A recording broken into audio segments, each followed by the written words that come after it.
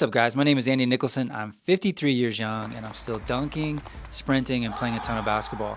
At 39, I hit my midlife crisis and wanted to be able to see if I could dunk before I turned 40. I was able to reach that goal, and I've been obsessed ever since. After that, I made some more progress, but then I hit some plateaus, had some injuries, had to make some comebacks, and then I even competed in my very first dunk contest at age 44.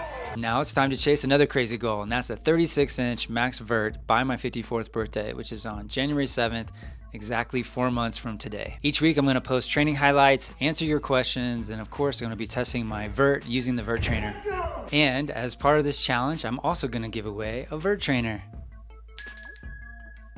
Sounds so good. If you want to jump higher, or you're trying to stay young, or you just like a good underdog story, subscribe and join me on this journey. Episode 1 starts right now. All right, standing vert test on day 1. Going into this, you should know I've gained some weight, and that's not good weight. I'm 177 pounds. I found my best jumping weight has been around 160 pounds, so I'm gonna have to lean up and drop some weight. My goal on day 1 was to get 910, which would be a 25-inch standing vert. This is going for 9.8, which I got pretty easy. 9.9, kind of just warming up. Now going for 9.10. I missed it the first time, and then missed it again the second time. And on the third time, I was able to get it, and I just called it here. 25 inches was my goal for the day, but I'm definitely going to have to increase that pretty significantly to reach my goal by January 7th. All right, max vert testing off my right-left plant. Here's my first jump to some warm-up jump going for 10 feet, which is 27 inches for me. Then move to 10.1, which is 28 inches. Then up to 10.2, which is 29 inches for me. It's getting warmed up here, so I went to 10.4, which is 31 inches. And then up to 10.5, 32 inches, which I was pretty happy about that. Had some room, so I thought I'd go for 10.6, and no.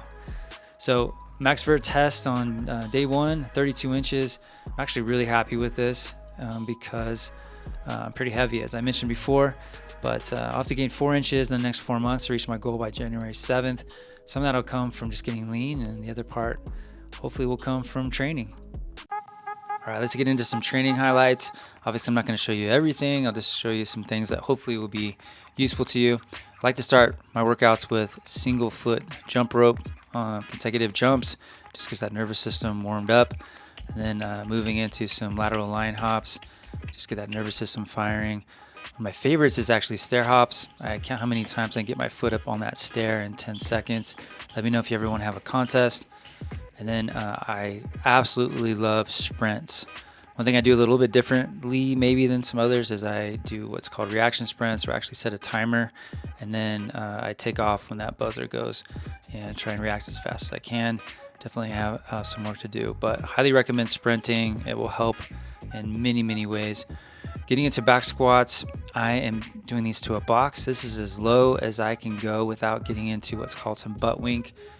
I'm trying to go really heavy on back squats in this phase, and I found when I go below this depth, I start getting some back pain. So this is where the depth I'm going to go to, and this is going to really push how much weight I can do. I like to pair this up with a weighted jump. And one thing you'll know about me if you keep watching my videos is I really like to measure and track. That's one of the reasons why I love the vert trainer. And then I'm using a jump mat here. I can track how high I'm jumping. My all-time PR with 40 pounds is 25.3, and got 24.0 on my best jump. So not too far off from my best. And of course, some heavy calf raises, and highly recommend pulling up the pant leg there so you can see your calves. And then this exercise I'm really going to push really hard. It's been more of an accessory for me, this rear foot elevated split squat. But this phase I'm really going to go as heavy as I can and make it more of a primary exercise. All right, time for some Q&A. Let's just jump right into it. I'm taking these from the questions I got on my last YouTube short about how I've been able to keep dunking into my 50s. And we'll start with an easy one. This is, how tall are you? I'm 5'11" without shoes. Next question, are you getting any vertical jump gains at this age, or just maintaining and avoiding old age? Well, vertical jump, it's not just, a linear progression. You're going to go up and then down and up and down. Injuries, maybe you stop training, lose motivation or whatever.